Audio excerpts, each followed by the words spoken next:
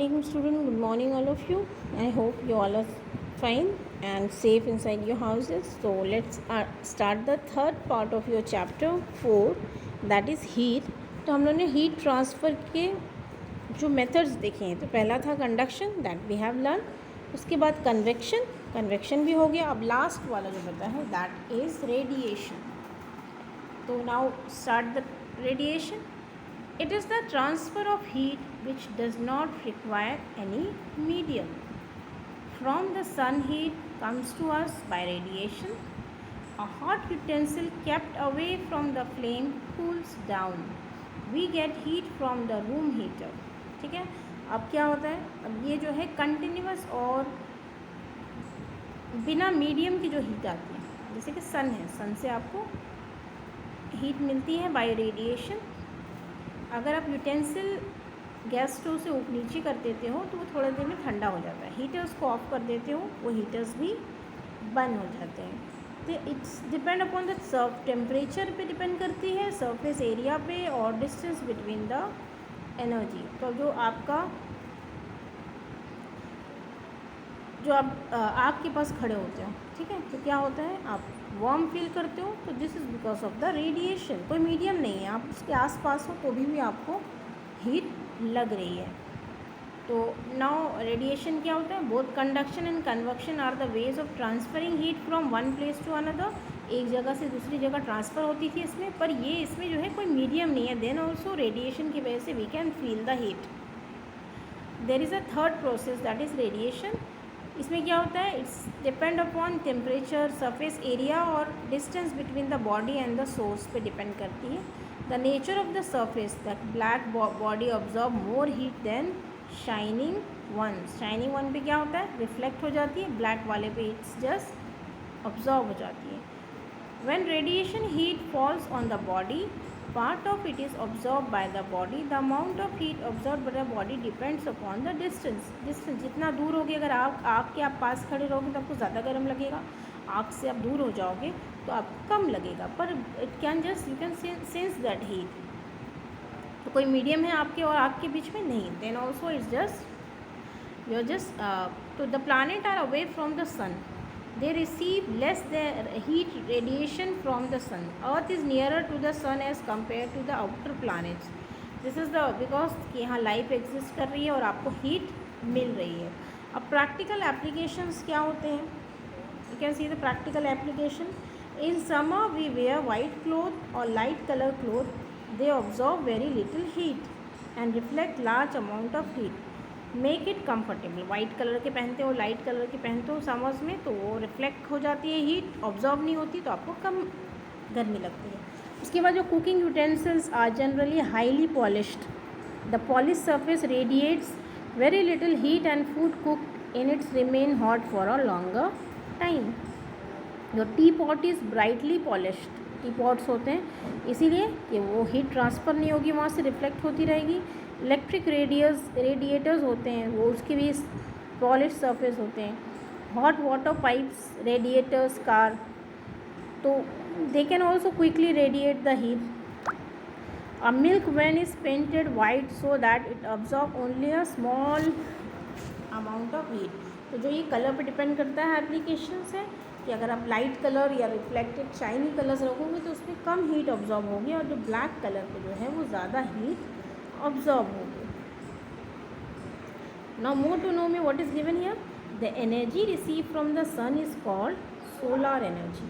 Solar energy is the source of all forms of life. Wood, coal, oil, ये is limited supply and are not pure. बाकी सारी जो है ना, oil है, कोल है, ये सब लिमिटेड है और प्योर भी नहीं है. पर जो आपका सोलर सिस्टम है या सोलर एनर्जी है, वो बहुत ही प्योरेस्ट फॉर्म है और अनलिमिटेड अमाउंट में आपके पास है.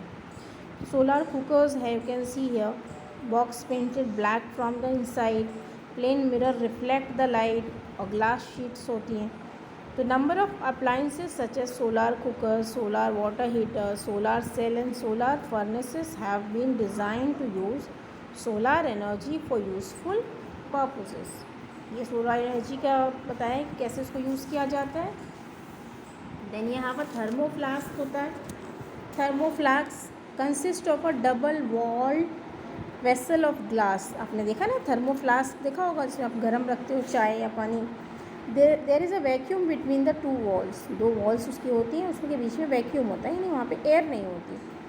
विच reduces the loss of heat due to conduction and convection, इसीलिए उसमें बीच में कोई मीडियम नहीं है तो उसमें से हीट ट्रांसफ़र नहीं हो रही। The outer surface of the inner wall and the outer wall are silvered and polish, अंदर का जो सरफेस होता है एकदम सिल्वर कलर का होता है, पॉलिश्ड होता है, इसीलिए prevents the loss of heat due to radiation.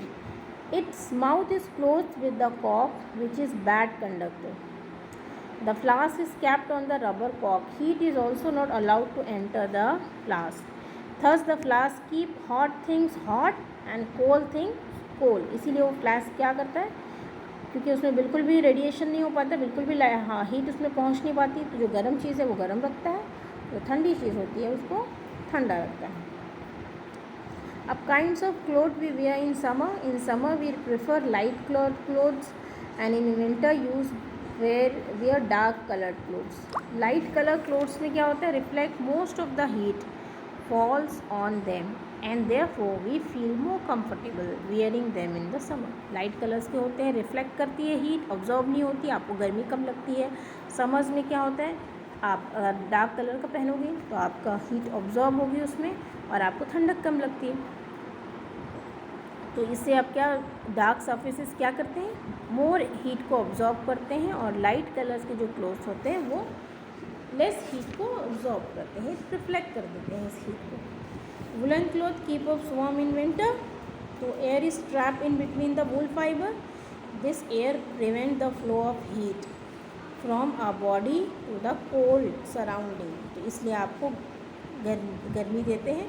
अब kind of cloth we wear in summer, जैसे कि dark colour surface absorb more heat, dark colour surface radiate more heat, light colour surface absorb less heat और light colour surface radiate less heat. तो इसीलिए गर्मियों में light colour के कपड़े और ठंडक में डार्क कलर के कपड़े। ठीक है, let's revise the chapter with the help of a mind map. ये आपका लास्ट टॉपिक था। तो पहले आपने पढ़ा टेम्परेचर के बारे में, टाइप्स ऑफ थर्मोमीटर पढ़े हम लोगों ने, डिफरेंट टाइप्स ऑफ थर्मोमीटर। इसमें क्या था, मर्क्यूरी थर्मोमीटर था, then you have clinical thermometer, laboratory thermometers, then you have temperature scales पढ़ी हम लोगों ने, डिफरेंट सेल्सियस स्केल, फ़ारेनहाइट और Kelvin SI unit of temperature है। ठीक है, उसके बाद what we have learned about,